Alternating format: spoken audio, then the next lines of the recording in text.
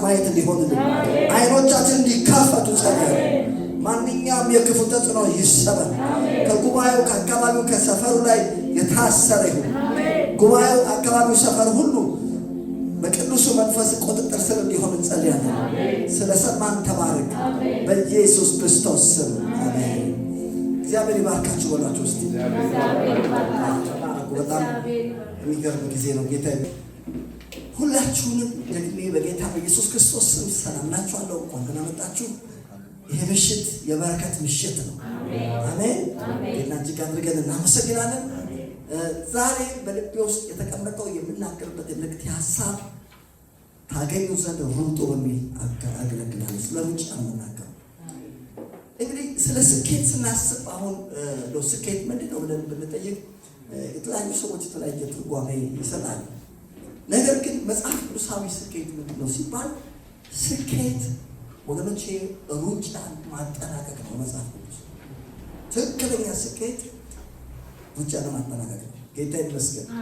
በመጽሐፍ ቅዱሳችን ውስጥ ከተሳካላቸው ሰዎች መካከል አንደኛው ሐዋርያው ቅዱስ ጳውሎስ ነው። ሐዋርያ ጳውሎስ እቺ ምድር ለቆ ከመሄዱ በፊት በወቅቱ የነበረው የሮማ ፍርድ ቤት የሞት ፍርድ ፈርዶበት ያ ጊዜ የሚፈጸምበትን ቀን እየተጠባበቀ አንድ ደብዳቤ በእምነት እውነተኛ ልጁ በሆነ ለጢሞቴዎስ ጻፈለት እና በዚያን ደብዳቤ ምን ብሎ ጻፈ? ሁለተኛ ጢሞቴዎስ ምዕራፍ 4:6 ላይ በመስዋዕት እንደሚደረግ የኔ ሕይወት ይሰዋልና የሚሄድበት ጊዜ ደርሷል። መልካም ገድል ተጋድያለሁ፣ ሩጫውን ጨርሻለሁ፣ ሃይማኖትን ጠብቄያለሁ፣ ወደፊት የጽድቅ አክሊል ተዘጋጅቶልኛል። ይህም ጻድቅ ፈራጅ የሆነው ጌታ ያን ቀን ለእኔ ያስረክባል፣ ደግሞ መገለጡን ለሚያውቁ ሁሉ እንጂ ለእኔ ብቻ አይደለም። ይሄ ሰው እንደ ይሄ ንግግር የምን አይነት ሰዎች ንግግር ነው ካላችሁ የስኬታማ ሰው ንግግር። ሙሉ በሙሉ ልቡ ከቀኖቹ በአንዱስ እንኳን ልቡ ሳይፈርድበት የኖረውን ኖሮ ዞር ብሎ ሲመለከት ያለምንም ጸጸት ያለምንም ቁጭት ጨርሻለሁ። እነግራችኋለሁ ስኬት ማለት ይሄ ነው። ሩጫውን ጨርሻለሁ፣ መልካሙን የእምነት ገድል ምን ብያለሁ? ተጋድያለሁ። ሰውየው በእውነት ተጋድሎውን አጠናቋል፣ ሩጫውን አጠናቋል። እንደውም አንዳንድ ሰዎች ይናገሩናሉ ከዛ ቀን በኋላ ከዛ ጊዜ በኋላ ቢኖር ለጳውሎስ ጥሩ አልነበረ። ኦልሬዲ ምን ብሏል? አንጠፍጥፎ ጨርሶ ስለነበረ ያለው መሄድ ብቻ ነበር የሚጠበቅበት። ጌታ የተመሰገነ ይሁን። ሌላው ስኬታማ መጽሐፍ ቅዱሳችን ውስጥ ስኬታማ ከሆኑ ሰዎች መካከል አንደኛው ቅዱስ ዳዊት። ስለ ዳዊት ሉቃስ ምን ብሎ ጻፈ? ቁጥር 36 ላይ ሐዋርያት ሥራ ምዕራፍ 13 ላይ ዳዊትም በራሱ ዘመን አሜን የእግዚአብሔርን ሐሳብ ካገለገለ በኋላ አንቀላፋ ተባለለት። ምን አይነት መታደል! አዎ በራሱ ዘመን። በነገራችን ላይ ታውቃላችሁ፣ ለምሳሌ ይሄ ዘመን የማን ዘመን ነው? ይሄ ዘመን የዳዊት ዘመን አይደለም። ይሄ ዘመን የማን ዘመን ነው? የእኛን ዘመን። ይሄ ዘመን የራሳችን ዘመን። አሁን እኛ እንደ ዳዊት የሳካላችሁ ሰዎች ነው ከተባለ በራሳችን ዘመን፣ በዚህ ዘመን፣ ይሄ ዘመን የኛ ነው። ኪሳችን ውስጥ ያለው ሞባይል የኛ ሞባይል እንደሆነ፣ ኪሳችን ውስጥ ያለው ገንዘብ የራሳችን ገንዘብ እንደሆነ ሁሉ ይሄ ዘመን ይሄ ጊዜ የማን ጊዜ ነው? የኛ ጊዜ። ጌታ ይመስገን። ይሄ ዘመነ ዮሐንስ አይደለም፣ ዘመነ ሉቃስ፣ ዘመነ ማርቆስ፣ ዘመነ ማቴዎስ አይደለም። ዘመኑ የማን ነው? የኛ። አሁን እንደ ዳዊት የእውነት ይሳካል ከተባለ እግዚአብሔር በሰጠን በዚህ ዘመን የማንን ሐሳብ? የእግዚአብሔርን። አሜን። በጌታ በኢየሱስ ስም የእግዚአብሔርን ሐሳብ አገልግለን እናንቀላፋለን። ዳዊትም በራሱ ዘመን የእግዚአብሔርን ሐሳብ ካገለገለ በኋላ አንቀላፋ ተብሎ ተጻፈለት እና ስኬት ይሄ ነው ወገኖች፣ በመጽሐፍ ቅዱሳዊ ያለው ስኬት። እዚህ ልብ ልንል የሚያስፈልገው ነገር ምንድን ነው? እኛ ሯጮች ነው። ባለፈው ይህንን ሐሳብ እያካፈልኩ ነበር የሆነ ቅዳሜ ቀንና ምን ብዬ ተናገርኩ? ጌታ ኢየሱስ ክርስቶስ በመስቀል ላይ ከተናገራቸው ነገሮች መካከል አንደኛው የሚያደርጉትን አያውቁምና ይቅር በላቸው። ለካ ሰው የሚያደርገውን አለማወቅ ራሱ የኃጢአት ይቅርታ ከጠየቀ ኃጢአት ነው ማለት ነው። ማለት አሁን እኛ እያደረግን ያለ ነው ማወቅ አለብን። ምን እያደረጋችሁ ነው? ሌላው ቀርቶ አሁን ቁጭ ብላችሁ ምን እያደረጋችሁ ነው? ወደ ክርስቶስ ከመጣችሁ ጊዜ ጀምሮ አሁን ምን ላይ ናችሁ? እያደረግን ያለው ነው ማወቅ አለብን። ምን እያደረግን ነው ከተባለ እያደረግን ያለ ነው ወገኖቼ እየሮጥ ነው። እኛ ሯጮች ነን። ጌታ ይመስገን። ክርስቶስ ኢየሱስ የሕይወታችን ጌታ አዳኝ አድርገን ልክ በተቀበልንበት ቀን የሩጫው ሽጉጥ ተተኩሶ ድሮ ሩጫ ሲሮጥ በሽጉጥ ይተኮሳል። አሁን ያድርጓል። አጭር ሩጫ ሲሆን ተኩሰው የሚያስጀምሩት። የእኛም የሩጫችን ሽጉጥ የተጀመረው የተተኮሰው መቼ? ክርስቶስ ኢየሱስ የሕይወታችን ጌታ አዳኝ አድርገን በተቀበልንበት በዛች ቀን ሩጫችን ተጀምሮ ሩጫ ላይ ነው እያደረግን ያለ ነው። ምንድን ነው ከተባለ እየሮጥን። ክርስትና ምንድን ነው? ሩጫ ያለ ነው። ሩጫ ላይ ነው። እኛ እንቅልፍ ላይ አይደለም ያለ ነው። ሩጫ ላይ ጌታ ይመስገን። ልናቅ ያስፈልጋል። እያደረግን ያለ ነው ማወቅ አለብን። እያደረግን ያለ ነው ልናቅ ያስፈልጋል። እኛ ሯጮች ነን። በሁለተኛ ነገር ደግሞ ምን ላይ ነን? ሩጫ ላይ ነው ያለ ሩጫ ላይ ነው እና ሐዋርያው ጳውሎስ በአንደኛ ቆሮንቶስ ምዕራፍ 9 ቁጥር 27 ላይ ለነበሩ ሯጮች የቆሮንቶስ ቤተክርስቲያን ውስጥ ለነበሩ ሯጮች ናቸው። እንግዲህ እምነት ለእነዚህ ሯጮች አባዋጣቸውን አየና ሁኔታቸውን ተመልክቶ ምን ብሎ እንደጻፈላቸው አንደኛ ቆሮንቶስ ምዕራፍ 9 ቁጥር 24 በእሽቅድምድም ስፍራ የሚሮጡ ሁሉም ይሮጡ፣ ነገር ግን አንዱ ብቻ ዋጋውን እንዲቀበል አታውቁምን? እንዲሁ ታገኙ ዘንድ ሩጡ። የሚታገልም ሁሉ በነገር ሁሉ ሰውነቱን ይገዛል። እነዚያ የሚጠፋውን አክሊል ሊያገኙ፣ እኛ ግን የማይጠፋው። ስለዚህ እኔ ያለ ሀሳብ እንደሚሮጥ ሁሉ እንዲሁ አልሮጥም፣ ነፋስን እንደሚጎስም ሁሉ እንዲሁ አልጋደልም። ነገር ግን ለሌሎች ከሰበኩ በኋላ ራሴ ጣልኩ እንዳልሆን ሥጋዬን እየጎሰምኩ አስገዛለሁ። ወንድሞች ሆይ ይህን ታውቁ ዘንድ እወዳለሁ። አባቶቻችን ሁሉ ከደመና በታች ነበሩ፣ ሁሉም በባህር መካከል ተሻገሩ። ሁሉም ሙሴን የተባበሩ ዘንድ ከደመና በባህር ተጠመቁ። ሁሉም ያን መንፈሳዊ መብል በሉ፣ ሁሉም ያን መንፈሳዊ መጠጥ ጠጡ። ይከተላቸው ከነበረው ከመንፈሳዊ ዓለት ጠጥተዋል። ያም ማለት ክርስቶስ ነበር። እግዚአብሔር ግን ከእነርሱ በሚመስሉት ተሳለ በምድረ በዳ ወድቀዋል። ለምን አብሮ የተያዘ ነው። ቁጥር 10 ምዕራፍ 10 ተመልከቱ እና በእሽቅድምድም ስፍራ የሚሮጡ ሁሉ ይሮጡ፣ ነገር ግን አንዱ ብቻ ዋጋውን እንዲቀበል አታውቁምን? እንዲሁ ታገኙ ዘንድ ሩጡ። አዲሱ መደበኛ ትርጉም እንደሚለው ሽልማት እንደሚያገኝ ሰው፣ ውጤት እንደሚያመጣ ሰው ሩጡ። አንዳንድ ሯጮች በፍጥረታዊ ሩጫ ላይ ስትመለከቱ አሯሯጣቸው ያስታውቃል። ሽልማት እንደሚያገኙ አንደኛ እንደሚወጡ የሚያስታውቁ ሯጮች አሉ። አንዳንዶች ደግሞ ልክ እንደውም በአንዳንድ አባባል አለ በሀገራችን የሚያጠግብ እንጀራ ከምጣዱ ይታወቃል ይባላል። እና ሲታወቅ የሰውየው አሯሯጥ እንደው በቃ ምንም እንደማይጨርስ ታውቃላችሁ። በጌታ በኢየሱስ ሩጫችንን እንጨርሳለን። ውጤት እንደሚያመጣ ሰው እንሮጣለን። ሽልማት እንደሚያገኝ ሰው እንሮጣለን። ጌታ የተመሰገነ ይሁን። እንግዲህ ዛሬ ትኩረት አድርጌ ልናገር የምፈልገው ነገር ምንድን ነው? በዚህ በሩጫው አቅጣጫ ልናገር የምፈልግበት እኛ የምንሮጠው ሩጫ ይሄ የሮጥ ያለው ሩጫ እውነተኛ ሩጫ ወይ ደግሞ ትክክለኛው ሩጫ ይሄ ሩጫ እንደሆነ እዛ ነገር ላይ በደንብ አድርጌ ጠንከር አድርጌ ነግራችሁ ከዛ በኋላ ወደ መጨረሻ ነው የሚመጣው። ምን ማለት ነው?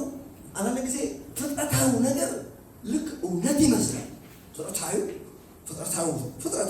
ሩጫው ብቻ ሳይሆን ፍጥረታዊ የሆኑ ነገሮች በሙሉ ሰው አእምሮ ላይ በጣም ገዝፈው እውነተኞች ወይም ደግሞ ሰው ዋጋ ለእነሱ ሰጥቶ መንፈሳዊ ነገር የመዘንጋት ነገር አለ። ስለዚህ ተመልከቱ፣ ዛሬ ልብ እንድንል የምንፈልገው ነገር ይሄ መንፈሳዊ የሆኑ ነገሮች በጣም እውነተኞች እና ዋና እንደሆኑ እንድንመለከት እፈልጋለሁ። ያን ተናግሬ ከዛ በኋላ ወደ መጨረሻ እንመጣለን። እንግዲህ ታውቃላችሁ ሩጫ ስለ ሩጫ እየተናገርን ሯጭ ሸክም ስለማያስፈልገው መጨረሻ ላይ የምንሮጠው የምንጸልየው ሸክምን በማራገፍ ሸክምን እያራገፍን የምንጸልይበት ጊዜ ይሆናል። ምክንያቱም ሸክም ተሸክሞ መሮጥ አይቻልም። ማንኛውም ሯጭ ቀለል ሊለው ያስፈልጋል። ጌታ ይመስገን። ጌታችንና መድኃኒታችን ኢየሱስ ክርስቶስ ከደቀ መዛሙርቱ ጋር ባለው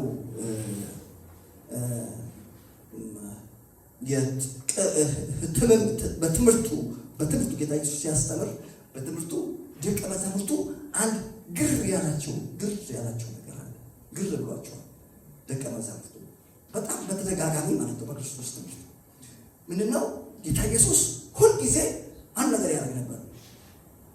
በገበያ ቦታ፣ በተለያየ ቦታ በምኩራብ ትምህርት ያስተምራል። ካስተማረ በኋላ ያ የሚናገረው ነገር ያንን ምሳሌውን ይናገርና ሳይተረጉም ዝም ብሎ ህዝቡን ጥሏቸው ይሄድና የተናገረውን የምሳሌውን ትርጓሜ ለደቀ መዛሙርቱ ይነግራል። ብዙ ጊዜ እንደዚህ ያደርጋል። ዘር አወጣ። አንዳንዱ መንገድ ዳር ወደቀ፣ አንዳንዱ በሾህ መካከል ወደቀ። እንደዚህ ወደቀ ሄደና በዛ በኋላ ሳይተረጉም ለደቀ መዛሙርቱ ግን ይመጣና ይተረጉምላቸዋል። በተደጋጋሚ ኢየሱስ እንደዚህ ያደርግ ነበር እና በዚህ ነገር ትንሽ ግር ያላቸው ደቀ መዛሙርት ጌታ ሆይ ለነሱ ምሳሌውን ተናግረህ ለእኛ ትተረጉማለህ፣ ለምንድን ነው ይሄን የምታደርገው ብሎ ጠየቁት። እዛ ጌታ ኢየሱስ ያላቸው በውጭ ላሉት ነገር ሁሉ በምሳሌ ይሆንባቸዋል፣ ለእናንተ ግን የእግዚአብሔር መንግስት ሚስጥር ማወቅ ተሰጥቷቸዋል። ጌታ ይመስገን። ዛሬ እንደዚህ አንድ ወሳኝ ነገር ልንገራችሁ። እዚህ ምድር ላይ ያሉ ሰዎች ሁሉ በሁለት ነው የሚከፈሉት። ሰው የተባለ ነው ምንና ምን ካላችሁ በውጭ ያሉና በውስጥ ያሉ። ሰው ክርስቶስ ኢየሱስ የሕይወቱ ጌታና አዳኝ አድርጎ ሲቀበል በውስጥ ይሆናል። በክርስቶስ የማያምኑ ሰዎች የት ናቸው ያሉት? በውጭ ናቸው ያሉት። አሁን አንድ ከባድ ነገር ልናገር። አዎ እኛ በውስጥ ነው ያለን። በውስጥ የመሆናችን ምልክት ግን ብዙ አይደለም። በቤተ ክርስቲያን ውስጥ የምናደርጋቸው ብዙ እንቅስቃሴዎች አሉ። ሁሉም አስፈላጊ ናቸው። አንዱ ጎደለ ማለት ከፍተኛ መፋለስ ነው የሚፈጠረው።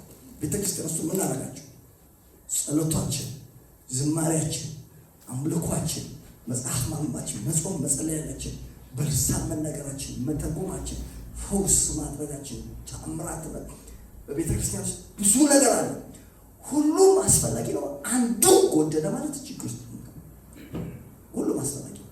ነገር ግን ተመልከቱ፣ እነዚህ የምናደርጋቸው ሁሉ ግን በውስጥ የመሆናችን ምልክት አይደለም። በውስጥ የመሆናችን ምልክት ብዙ እንዳይመስላችሁ አንድ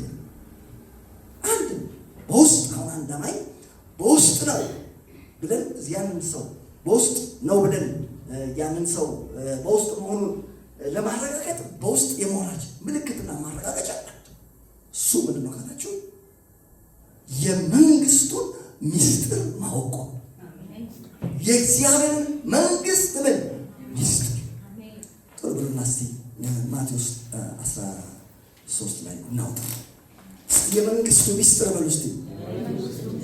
ያ ክርስትና ወደ እግዚአብሔር መንግስት የመግባት ጉዳይ ነው። ታውቃላችኋል። በመንግስቱ ዙፋን ላይ የመቀመጥ ነገር ነው። ክርስትና የመንግስት ጉዳይ ነው። እግዚአብሔር ይመስገን። እስቲ ክርስትና መንግስት ነው በሉ እስቲ። ምሳሌ ምዕራፍ ማቴዎስ 13 ቁጥር 10 ደቀ መዛሙርቱን ቀርበው ስለምን በምሳሌ ትነግራችኋለህ አሉት። እርሱም መልሶ እንዲህ አላቸው፣ ለእናንተ የመንግስት ሰማያት ሚስጥር ማወቅ ተሰጥቷቸዋል፣ ለእነሱ ግን አልተሰጣቸውም እያለ ሲናገር ታያላችሁ። ሌሎች ወንጌላት ግን ሌላ ወንጌል ላይ ምንድን ነው የሚለው? በውጭ ላሉት ነገር ሁሉ በምሳሌ ይሁን፣ ለእናንተ ግን የእግዚአብሔር መንግስት ሚስጥር ማወቅ ተሰጥቷቸዋል። በውጭ ያሉ ሰዎች የሚያውቁት ምሳሌው ነው። ከምሳሌው ያለ ነገር ናቸው። ምሳሌው ማለት ነው የተፈጠረው ነው የሚያውቁት። ስለ ሩጫ ብትነግሯቸው የቱን ነው የሚያውቁት? ይሄ በዓመት አንድ ጊዜ ሻለቃ ኃይለ ገብረስላሴ የሚያዘጋጀው ታላቅ ሩጫ ወይም ደግሞ በ4 ዓመት አንድ ጊዜ የሚደረገው ኦሎምፒክ ሩጫ። መንፈሳዊውን አያውቁም። በውጭ ያሉት ነገር ነው። ምሳሌ አሁን በውጭ ያሉ ሰዎች ስለ ገንዘብ ብትጠይቋቸው የትኛው ነው የሚያውቁት? ውጭ ያሉ ሰዎች ሲባል የኢትዮጵያ ብሔራዊ ባንክ የሚያሳትመው በእያንዳንዳችን ኪስ ይዘን የምንዞረው ወረቀት ነው። እግዚአብሔር ግን ይህንን ገንዘብ የሚባለው ነገር በዚህ ገንዘብ በሚባለው ነገር ሊያስተምር ሊያሳይ የፈለገው ነገር ሌላ ሁለተኛ ገንዘብ እንዳለ ያለ ውጭ ያሉ ሰዎች አሁን እንደዚህ ስላቸው ገንዘብ ጥሩ አይደለም፣ ገንዘብ አያስፈልግም ማለት ነው። ጳውሎስ ስለ ገንዘብ ብሏል። አምላክ ያለ እንደ ባለጠግነቱ መጠን በክብር በክርስቶስ ኢየሱስ የሚያስፈልጋቸው ይበላችሁ ይሞላባችሁ ብሏል። ይሞላብን ይቀበል ያስፈልገናል። ወንጌል መጠን ያስፈልገናል። ጌታ ይመስገን። ነገር ግን በውጭ ያሉ ሰዎች ገንዘብ ሲባል የሚያውቁት ኪሳችን ይዘን የምንዞረው ወረቀት ነው። ሌላ ግን ገንዘብ አለ ውጭ ያሉ ሰዎች። እኛ ውስጥ ከሆነ በውስጥ የመሆናችን ማረጋገጫ ሌላ እውነተኛ ገንዘብ እንዳለ ማወቅ አለብን። ጌታ ኢየሱስ ክርስቶስ አንድ ጥያቄ ጠየቁት። የጠየቁት ጥያቄ ምንድን ነው? ለቄሳር ግብር መክፈል ተፈቅዷል ሲባል እስቲ አሳዩኝ ሳንቲም አለ። ጽሕፈቱና ምስሉ የማን ነው? የቄሳር ለማን? የቄሳር የእግዚአብሔር። ስለዚህ የእግዚአብሔር ገንዘብ አለ፣ የቄሳር ገንዘብ አለ ማለት ነው። ለማንኛውም በውጭ ያሉ ሰዎች ሌላ ግን እውነተኛውን ገንዘብ አያውቁም። እኛ በውስጥ ላይ ይበሉ እስቲ በውስጥ ያለ ሌላ ገንዘብ እንዳለ ማወቅ አለብን።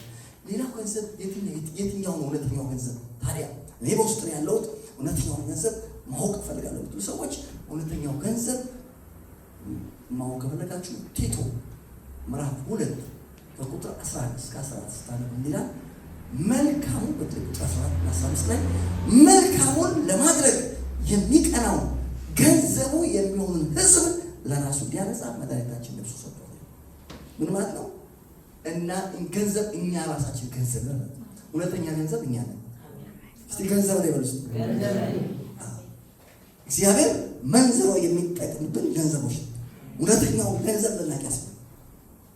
ስለዚህ ባንክ ቤት ሄዳችሁ አንድ ሰው ፌስታል ይዞ በጣም ብዙ ገንዘብ ሲያወጣ ብትመለከቱ እናንተ ደግሞ ትንሽ ገንዘብ ስታወጡ ብታየው መቼ ነው እንደዚህ ሰውዬ ፌስታል ይዤ ብዙ ገንዘብ የማወጣው ከባንክ አትሉ። ለምን ምንድን ነው የምትሉት? እኔ ራሴ እግዚአብሔር ምንድን ነኝ? ገንዘብ ነኝ። እግዚአብሔር በእኔ ይሰራል። ጌታ ይመስገን። መጽሐፍ ቅዱስ ሲናገር ለገንዘብ ሁሉ ይገዛል። በመክብብ ላይ ገንዘብ ይዛችሁ ስትሄዱ ገንዘብ ይዤ በወጣ እዛ የሆነ ነገር ገዝቼ እመጣለሁ ይገዛል። ተመልከቱ፣ ያ የሚገዛው ነገር የተፈጠረ ነገር ብቻ ነው ልትገዙበት የምትችለው። የእግዚአብሔር ገንዘብ ለሁሉ ለእኛ ደግሞ በሽታ ይገዛል፣ ኃጢአት ይገዛል፣ ሰይጣን ይገዛል። እውነተኛ ገንዘብ እኛ ነው። ጌታ ይመስገን። ተመልከቱ፣ ይሄኛው ገንዘብ ፍጥረታዊ ገንዘብ ላይ የተሳለ ሰላለ እኛ የእውነተኛ ገንዘብ በሆነ በእኛ ላይ ደግሞ ክርስቶስ ይገዛል። እውነተኛ ገንዘብ የሆነ አማኝ ምን አይነት ነው ሲባል በእናንተ ውስጥ ክርስቶስ እስኪሳል ድረስ ምን ብሎኛል? ኢየሱስ ያልተሳለበት አማኝ እውነተኛ ገንዘብ አለ። ፎርጀር ነው የሚሆነው። ስለዚህ በእኛ ላይ ማን ተስሏል? ክርስቶስ ተስሏል። ስለዚህ እኛ ገንዘብ ለአንተ ምን ይገዛል? ጌታ ኢየሱስ ደቀ መዛሙርቱን ሁለት አድርጎ ላካቸውና ደስ ብሏቸው ጌታ ሆይ ደስ ብሎናል፣ ዛሬ የሚሆን የሚቀርብ ነገር ሆኖ ምንድን ነው ተናገሩ ሲባል አጋንንት በስምህ ምን አሉሉ? ተገዙ። ምን ማለት ነው? ገንዘብ ናቸው። አሜን። ያስገቡ ልጆች ገንዘብ አልነበሩ። ጳውሎስ የሚጠራው በናዝሬቱ በኢየሱስ ስም ምን በላል? ውጣ ሲሉ ምንድን ነው? ዘሎ ነው የያዛቸው አይደለም። ምክንያቱም ሰዎቹ ምን አይደሉ? ገንዘብ አይደለም። እነግራችኋለሁ እውነተኛ ገንዘብ እኛ ነን። ስለዚህ በውጭ ያሉት ምሳሌው ነው፣ በውስጥ ያለን ግን እውነተኛውን ማወቅ አለበት። ውጭ ያሉ ሰዎች አገር ሲባል የት ነው የሚያውቁት? አገር ሲባል በቃ ወይ አውሮፓ ወይ ኢትዮጵያ ወይ ጅቡቲ ወይ ግብፅ አለም እንዴ? እኛ እውነተኛውን ሀገር እናውቃለን። እዚህ ምድር ያለው ሀገሮች በሙሉ እውነተኛ ሀገሮች አሉ። ዛሬ ነግራቸዋለሁ። ሀገር በሰማይ ያለ በውጭ ያሉት ነገር ሁሉ በምሳሌ እነዚህ ሀገሮች ታዲያ ምንድን ናቸው? እዚህ ምድር ላይ ያሉ ሀገሮች እነሱ ምንድን ናቸው ካላችሁ ምሳሌዎች ናቸው። ጥላ ናቸው፣ ኃላፊ ናቸው፣ ጊዜያዊ ናቸው፣ ሐሰት ናቸው። ሌላ ግን ሀገር በሰማይ። እኛ ግን ሀገራችን በሰማይ ነው። በውጭ ያሉ ሰዎች ህንፃ አስሏቸው ስትሏቸው በከተማችን ላይ የተጣለሉትን እነዚህን ህንፃዎች ነው የሚያስቡት። ሌላ ግን እውነተኛ ህንፃ ነው። በዛ ሐዋርያ ጳውሎስ በአንደኛ ቆሮንቶስ ምዕራፍ 3 ላይ ስትመለከቱ እናንተ የእግዚአብሔር ህንፃ ናችሁ። እነግራችኋለሁ እናንተ ራሳችሁ ህንፃዎች ናቸው። አሁን እንኳን አንተ ምን እያደረክ ነው ካላችሁ እኔ እያነጽኩ ለሚሰሙት ጸጋ ሊሰጥ ዘንድ እንደሚያስፈልግ ለማድረስ የሚጠቅም በጎ ቃል እንጂ ክፉ ቃል ከቶ ከአፋችሁ አልወጣ። አሁን እኔ እያደረክ ያለሁት አንድ ነገር ነው። እያነጽኩ ምን እያነጽኩ ነው? ህንፃ እያነጽኩ። ለምን እዚህ ያለው በሙሉ ህንፃ ነው። ህንፃ ናችሁ። እስቲ ነው እግዚአብሔር ህንፃ ነው። ስለዚህ ተመልከቱ፣ ሰይጣን እናንተ ሊያታላችሁ አይችልም። ሊያጭበረበራችሁ፣ ሊያሳዝናችሁ፣ ሊያስተገዛችሁ አይችልም። እውነተኛ የሆነውን እናውቅ ዘንድ እግዚአብሔር ልቦና ሰጥቷል። እውነተኛው ህንፃ እኛ ነው። በውጭ ያሉ ሰዎች ስለ እርሻ ብትሏቸው ፍጥረታዊ እርሻ ነው የሚያዩት። ነገር ግን ሐዋርያ ጳውሎስ ማለት እናንተ የእግዚአብሔር እርሻ ናችሁ። አለም ግን በላችሁ እኛ ራሳችን እርሻዎች። ክርስቶስ ኢየሱስን የሕይወታችን ጌታና አዳኝ አድርጋችሁ ከተቀበላችሁበት ጊዜ ጀምሮ እስካሁን ድረስ የእግዚአብሔር እርሻ በእናንተ በሆናችሁ በእናንተ ላይ ምን እየተደረገ ነው? እየተሰራ ነው። አሁንም እንኳን አንተ ምን እያደረግ ነው ካላችሁ እየሰራ ነው። በማለት የእግዚአብሔር እርሻ በሆነው ላይ የእግዚአብሔርን ቃል ምን እያደረጉ ነው? እየሰራ። ይህም ማወቅ አለብን ወገኖች። የእግዚአብሔር እርሻ ስለሆነ በዚህ በእርሻው ላይ የፈለግነውን ነገር ማዘራትን መዝራት ማንችል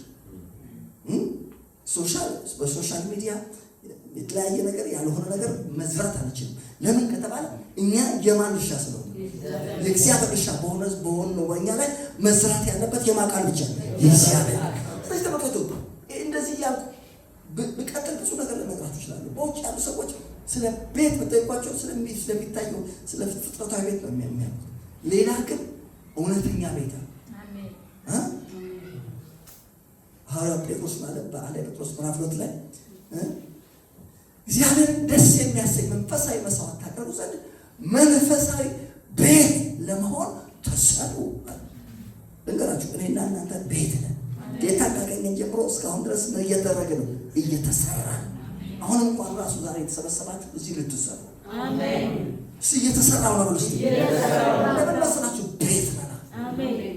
ስለዚህ ጠላት ፍጥረታዊ ቤት አምጥቶ የተለያየ ሀሳባችንን ሊያበላሽና ሊያስጨንቅና ግራ ሊያጋባን አይችልም። እኛ በውስጥ ስላለን እውነተኛ የሆነን እናውቃለን።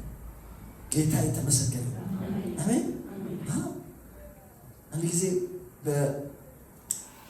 በሆነ መኪና ላይ የሄድን ታክሲ ነው እና የሆነ ሰው አንድ ወጣት ልጅ እንጀራ ይዞ ገባና እንጀራ ንጉስ ነው ምናምን በደንብ አክብረው ምናምን ያለ ሲናገር ሰማልኩት። ይሄ እንጀራ አይደለም አልኩት። እውነተኛ እንጀራ ኢየሱስ ነው። ጌታ ይመስገን አሜን። የእንጀራ ጉዳይ ነው ይላል አይደል? በእንጀራዬ ምን አትበልብኝ፣ አትምጣብኝ። እንግዲህ የእንጀራ ጉዳይ ከተባለ በክርስቶስ ከተመጣ የእንጀራ ጉዳይ በእንጀራዬ ሰው መጣብኝ ማለት በክርስቶስ መጣብኝ ማለት። ለምን? የህይወት እንጀራ ማለት ነው ኢየሱስ። ኢየሱስ የህይወት እንጀራ ነው። ሰዎች የሚጨነቁት ስለ ልብስ ነው። ምን ለምሳሌ ምን አለ? ራሱ ክርስቶስ ልብሳችን ነው። ለእውነት በሚሆን ጽድቅና ቅድስና እንደ እግዚአብሔር ምሳሌ የተፈጠረው አዲስ ሰው ምን ብለናል? ለብሰናል። ክብር ለእግዚአብሔር ይሁን። ስለዚህ ተመልከቱ፣ እውነተኛ የሆነውን እናውቅ ዘንድ እግዚአብሔር ልቦና ሰጥቶ እውነተኛ የሆነ እውነተኛ ይህን ሁሉ ለምን ተናገር ካላችሁ ይህን ሁሉ ልናገር የፈለጉበት ምንድን ነው? እኛ የምንሮጠው ሩጫ አሁን እየሮጥ ያለው ሩጫ የእውነት እውነተኛ ሩጫ ነው። ጌታ ይመስገን። ክርስቶስ ኢየሱስ ለሕይወታችን ጌታና አዳኝ አድርገን ከተቀበል ጊዜ ጀምሮ እየሮጥ ያለው ሩጫ ምን አይነት ሩጫ ነው? እውነተኛ ሩጫ። ሌሎችስ የሀገራችን ታላላቅ አትሌቶች በተለያየ በኦሎምፒክ ላይ የሚሮጡት እነዚህ የፍጥረታዊ ሩጫ እሱ ምንድን ነው? እሱ ጊዜያዊ ነው፣ ሐሰት ነው፣ ምሳሌ ነው፣ ጥላ ነው፣ ኃላፊ ነው። እነግራችኋለሁ እውነተኛው ሩጫ መንፈሳዊ ሩጫ። አሜን አሜን አሜን። እያካለውት ነገር ነው ይሁንላችሁ። እውነተኛውን ሩጫ እየሮጣችሁ አሜን። ሌላስ እነዚህ ሯጮች ምን የታወቁ ሯጮች እነሱ እውነተኛ ሯጮች አይደሉም። እውነተኛ ሯጭ እኛ እውነተኛ ሯጮች ሯጭ ነው ይበስ እግዚአብሔር ዛሬ ተመልከቱ።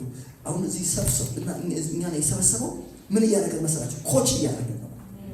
ዛሬ እንደውም እኔ የሰሰብክ እንደዚህ ለብሼ ኮት ምናምን ለብሼ ሳይሆን መስበክ የነበረብኝ ቱታ ምናምን ስቲከር አድርጌ ነበር ማለት ያለው። ለምን እግዚአብሔር ሯጮችን ምን እያደረገ ነው? እያሰለጠነ ነው። እግዚአብሔር ይመስገን።